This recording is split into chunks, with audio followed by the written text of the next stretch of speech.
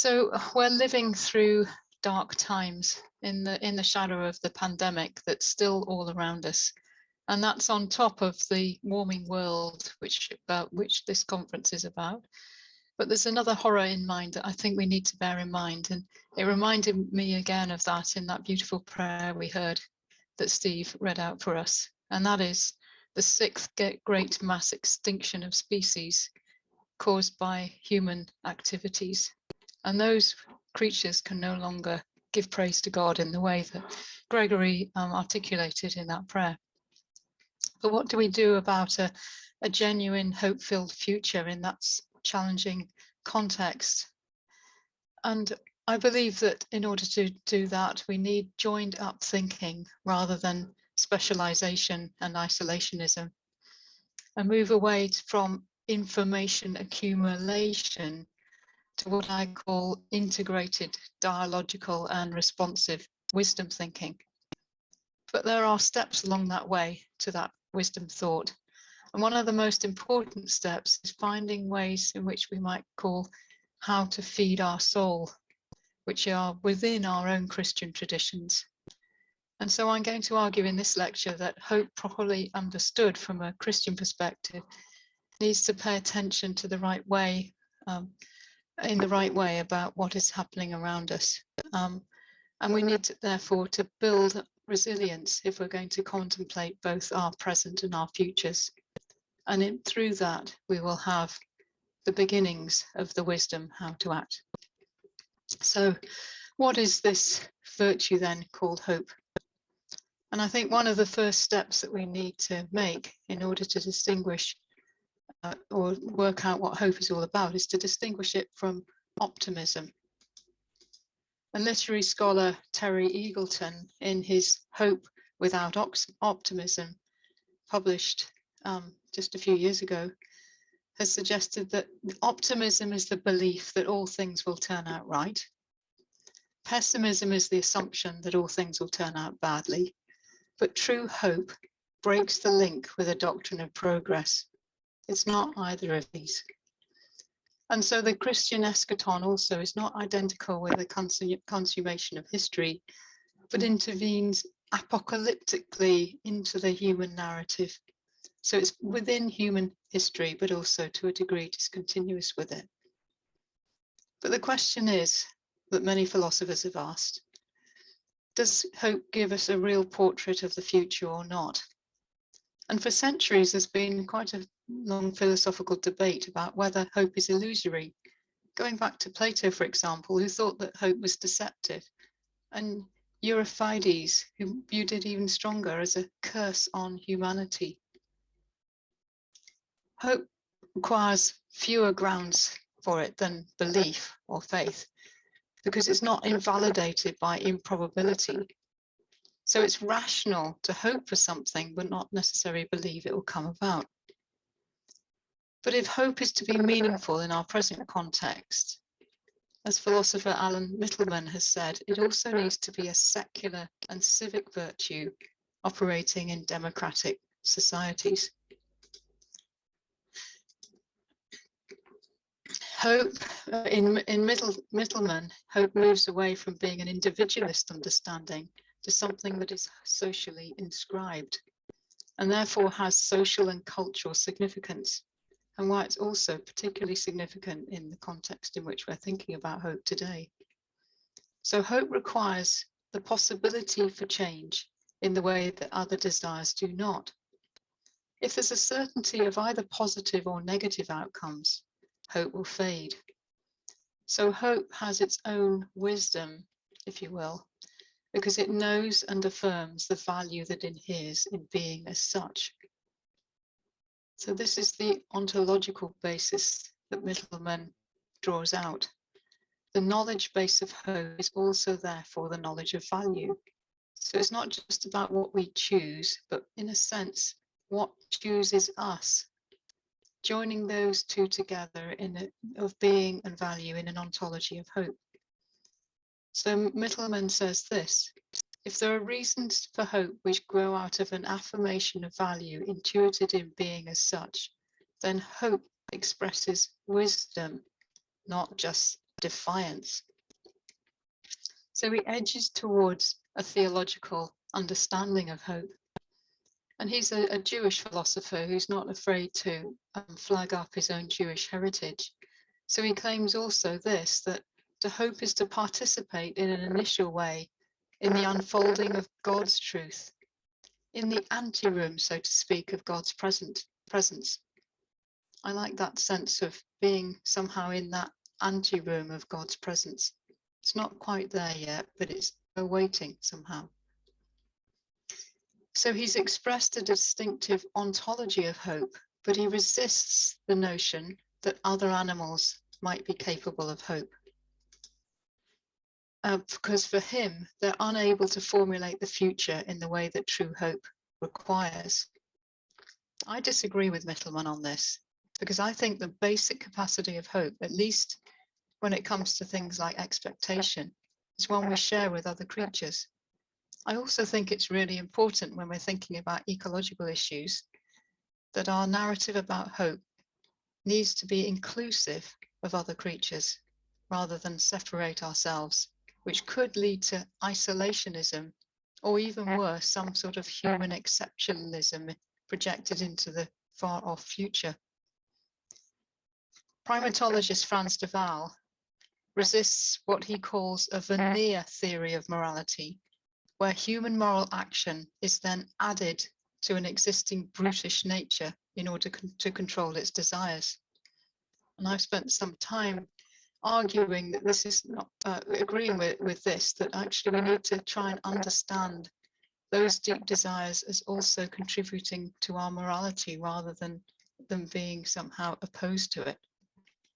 And anyone who's witnessed some of Jane Goodall's work amongst chimpanzees will know that all the evidence suggests that other primates share in many of the same human emotions as us.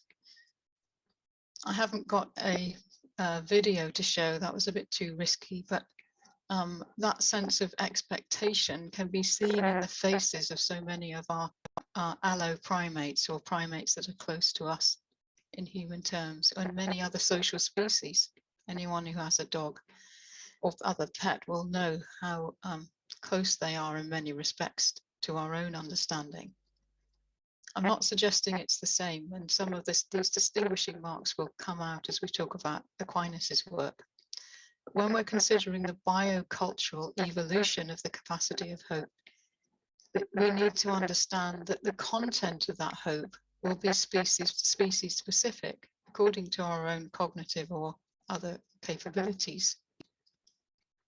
Psychologists will sometimes try and model systems like including hope, and they factor in joy, distress, and hope in a reinforcement learning process where fear anticipates loss and hope anticipates gain. Unfortunately, in these psychological studies, the assumption often seems to be that it's rather more like optimism, so committing the mistake that Terry Eagleton talked about at the beginning of this lecture. So it's always in these studies an anticipation of a positive outcome, with fear defined as anticipation of a negative outcome. It's not really surprising then that Mittelman and Eagleton are both fairly skeptical about the value of some of these studies. But at the same time, I think it tells us something. It tells us that hope, unlike optimism, is able to face both negative and positive outcomes in the way that optimism is not. I'm now going to move on to thinking about Thomas Aquinas, that medieval doctor of the church, because his moral theory included quite an extensive discussion of hope in a way that I find particularly fruitful and interesting. And one of the most important aspects of his discussion is he made a careful distinction between hope as passion and hope as virtue. So he clarifies the specific religious influence on hope and its pathways in a way that I think is particularly important. So hope's one of the irascible passions, but he distinguishes hope from desire, even though both can be about the future good.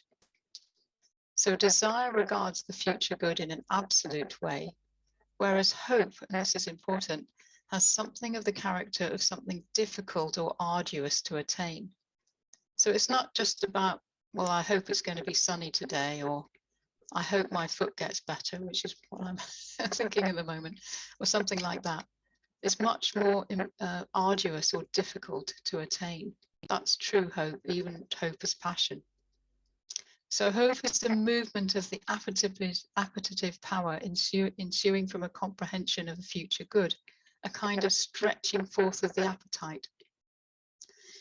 There's also other distinctions that he makes in a way that's quite interesting, because it aligns him with some contemporary psychology, but also distinguishes it as well. So for him, hope is also expectation, whereas psychological theory today will try and distinguish between hope and expectation. But he does distinguish hope from confidence, which is the belief that something is attainable.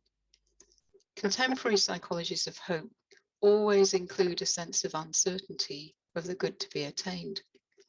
And also, as hope is an irascible passion, other animals in Aquinas' thoughts are quite capable of some kind of hope, even though in a rather strange way, he thought that possibility of hope in them was through a divinely endowed intellectual capacity. We can talk a little bit more about that in the discussion if you like. But hope in the study of behavior of social animals is more like an expectation of reward or punishment because of some memory of past or present experiences, rather than hope as foresight in the developed human context. So hope in the unseen and yet uncertain, I would completely agree, is implausible in animals other than our human species. But at the same time, there's still so much unknown about those capacities of these creatures, especially highly social animals, that I suspect that they are capable of rather more than simple expectation. But who knows? Just as some of our theories about those mental capacities of other animals have changed dramatically over the last 10 or 15 years, something like a research on can chimpanzees hope may reveal something different, but so far we don't know that yet. So let's keep the door open just in case. But when we come to think about hope as virtue, this again is distinctly theological. And it's one of the three virtues of faith, hope, and charity. Thomas speaks of the virtue of hope being possible by divine assistance, and so for him attains God himself, on whose help it leans. So an important difference between hope as passion and hope as virtue is related to the fact that hope as virtue is a habit. The hope of which we speak of is a habit then of mind. And the object of hope is different too. So the good that we hope for in hope as virtue is God, probably and chiefly as the infinite good, which, to quote Aquinas, is proportionate to the power of our divine helper. So it's a hope in eternal life, which consists again of him, for him, in the enjoyment of God himself. That, of course, is Aquinas' own language. We might want to use other non-gendered language today. But in a fascinating way, Aquinas also orientates that virtue towards experiencing joy in God. So for him, to quote him again from his Summa Theologia, the second part, he says this: we should hope from him nothing less than himself, since his goodness, whereby he imparts good things to his creature, is no less than his essence. Therefore, the proper and principal object of hope is eternal happiness. So our orientation of our hopes needs to be to that eternal joy and happiness in God. Another interesting aspect of his approach is he understands our hope, just like charity, to be veiled, citing Hebrews 6:19. In hope understood in that way, then, eternal happiness takes priority and acts like a plumb line or marker of all our other hopes which arise in prayer. And so the arduous nature of hope is scaled up once we focus on eternal happiness. That is a harder form of hoping than any other hopes that we might have. So if we hope in that, it sort of relativizes other hopes. He also considers, is it legitimate to hope on behalf of another's eternal happiness? And for him, in this case, it requires an intermediary, and that is love. So we need to love of other as another self. And unlike the passion of hope, where our hopes are mediated through another in a way that then leads to loving the other, the virtue of hope regards the other as equivalent to the self. And so a person can, to quote Aquinas again, hope for and desire something for another as for themselves, and accordingly hope for another's eternal life. So it's that sense of hoping for another orientated towards the eternal, which is so characteristic of Thomas's understanding of virtue. And so just as hope encourages adherence to God as the source of perfect truth, goodness, faith encourages adherence to God as a source of knowledge of the truth, while charity encourages that attachment for God's own sake. So hope then as virtue presupposes faith. An act of faith is expressed in an act of hope. So he talks too about this idea of living faith as well as living hope. And I think that's important as well. There's a possibility that hope may not be living. And it also, for him, always resides in the higher appetite called the will. Now we might say to ourselves, well, this is all very well, but is it somehow distancing ourselves from the grounded context in which we are placed? How do we connect these wonderful ideas on hope as virtue with a very graphic context in which we see around us? Is it just about hope as passion, or is hope as virtue also involved? And in order to go beyond Aquinas and start thinking about these more public areas, as it were, that we need to start thinking about hope as civic virtue and not just individual virtue. The individual virtue may help feed our souls, as it were, in relation to God, but we need this civic virtue as well if we're going to start making a difference in the world. And so what does it look like then to express that relationship with God in the world around us? And Jürgen Moltmann has developed the Thomistic distinction between secular hope and the faith-based hope against hope. So, and that kind of hope against hope is the type of hoping that can be present even in the midst of suffering and death. And that's why, again, it's so relevant. And so, like Aquinas, hope and Christian faith in Moltmann's thought are kind of companions of each other, interlacing and interdependent. The difference, though, compared with Aquinas, is that for Moltmann, hope becomes not just an aspiration of God or love of God in charity, but a strong protest against the suffering in this world. Christian hope, then, to be true to its name, must protest against all the unjust suffering that we see around us as part of the story of our warming world.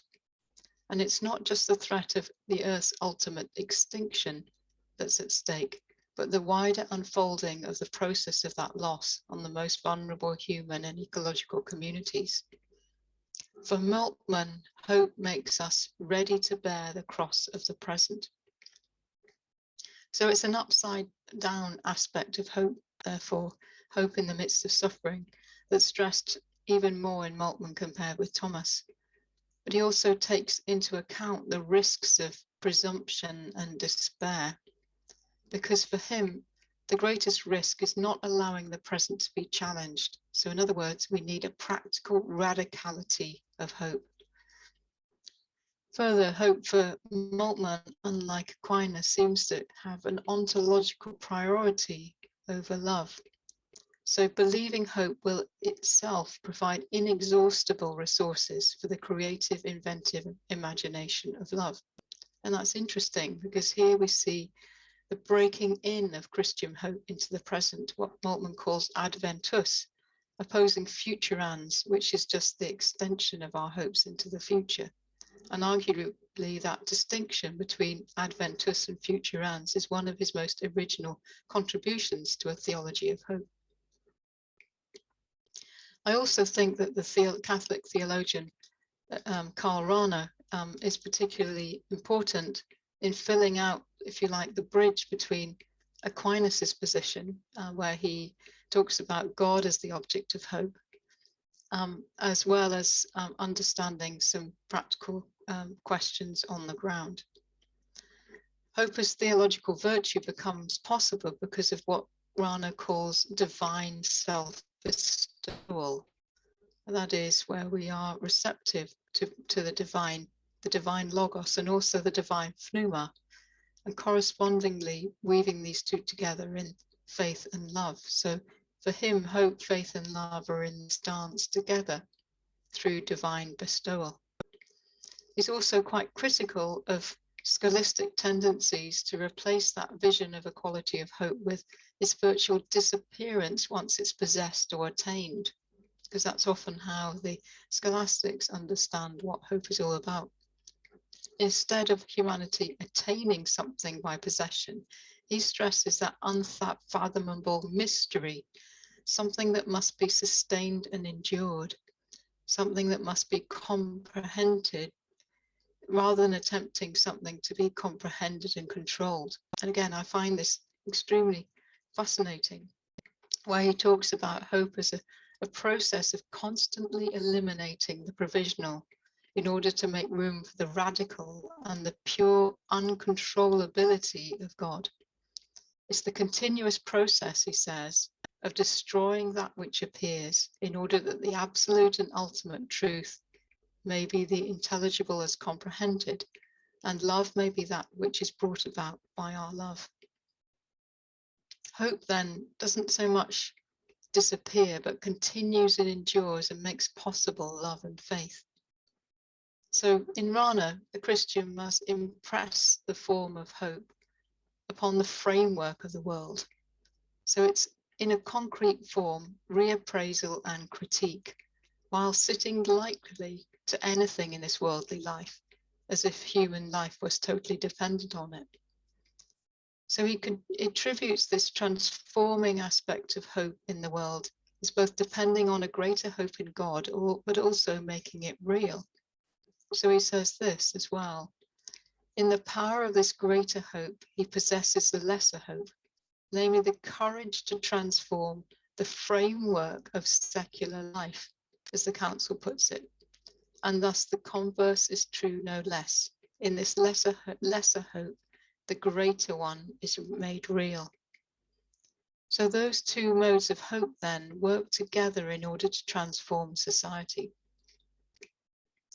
So all three theologians that I've talked about so far, Aquinas, Moltmann, and Rahner, give insights on what could be called the dynamism of Christian hope, which is orientated towards God and capable of a radical hoping against hope.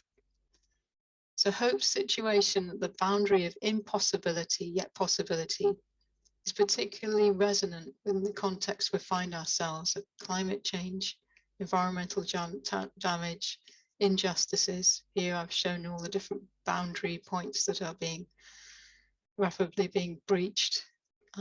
It's upsetting our Earth system as a whole. And so if Christian communities are going to become resilient in the face of these threats, they need to learn how to nurture the virtue of hope, both as individuals and as communities. Hope, following Rahner, is that ability to lose control and acknowledge God in the face of that unknown and unseen, so that the grace of God may become more truly evident. True Christian hope, then, can't be separated from the virtues of faith and charity, because it's a divine gift rather than something we can simply acquire through learning. And extending our love and object of hope to other creatures isn't in conflict with our ability to love others or love God, but enables us to continue to love the broken. Hope allows us to face up to the truth of what is the case, and with other kinds of virtues, which I'm not going to discuss at the moment, but we can in the discussion if you wish, expresses a certain keenness of interest in seeking the knowledge of things, which is Aquinas' virtue of studiositas. When the object of our hope is good, difficult, but possible, that is when our attention is aroused. And now I'd like to quote Pope Francis as well, who's done so much to try and express that Christian virtue of hope in various documents that he's produced, including Laudato Si, and also perhaps less well known Fratelli Tutti. And he says this: "It's truly noble to place our hope in the hidden power of the seeds of goodness we sow, and thus initiate the processes whose fruits will be reaped by others. Good politics combines love with hope and with confidence in the reserves of goodness present in human hearts."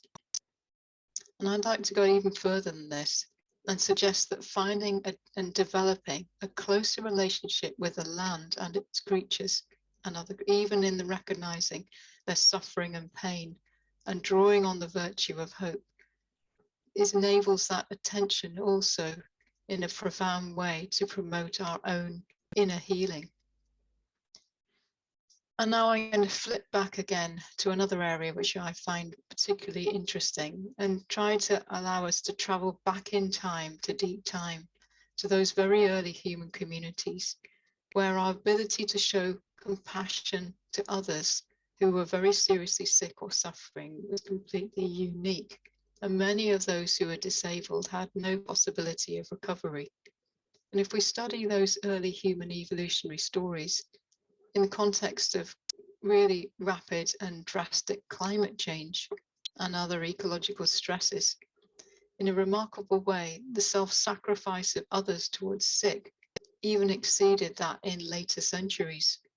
So it was in this crucible of vulnerability, suffering, and climate change that human communities evolved and learned how to flourish. At the same time, they were very sensitive and responsive to the concrete world around them, because it was necessary for them as a matter of survival. So I'm saying that it's in this cradle of early human becoming, at the dawn of human existence, that the nascent ability of hope in a peculiarly human way was first born. And it's worth asking ourselves, why have we been so slow to learn the importance of practicing ecological virtues, of which hope is one, even through centuries of change and so-called development? And finally, some just final remarks before we move into a time of discussion. Hope that's informed by Christian radical hope means not just passive acceptance in the face of suffering, but taking steps to implement in our own lives and in the structures of our societies all that might be necessary for healing this world, the people and the planet and other creatures. That healing will never be complete until the eschaton, but our ecological mandate is the vocation that I argue is given to this generation. And with that, I will stop sharing, and thank you very much for listening.